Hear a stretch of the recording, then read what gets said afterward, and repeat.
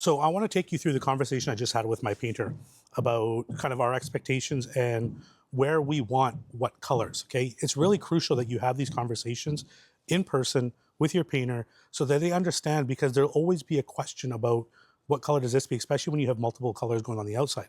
So let me just take you through. I'm going to do a quick walkthrough with you guys. So at the front of the house, this is all pre-stained. There's nothing really for the painter to be done here. Now, as we go over, we have a light wall color. It's like a light gray that's going on. So this is going to be a light gray. Now you may be asking, okay, well, what about this and what about this? Well, we've also chose for those to be wall color. When it comes to this, that's all going to be wall color. So we want it to basically hide. Now, another thing that we talked about, and I come over here, is the back of this trim. Because this is a custom flashing, that color, I want to keep that. So I need him to tape all of this so none of the wall color from here gets on the back of this trim. Let's look up top here.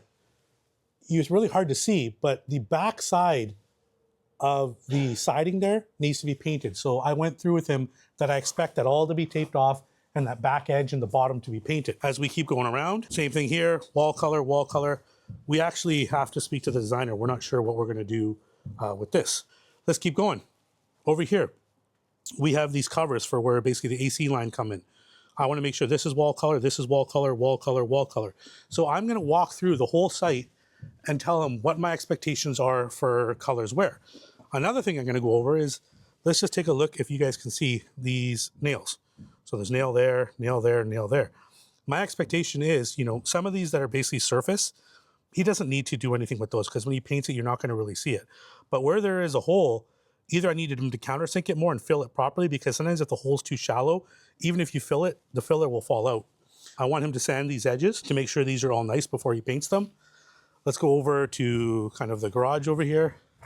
We've talked about this door. This door is going to be the darker color, which kind of matches the trim.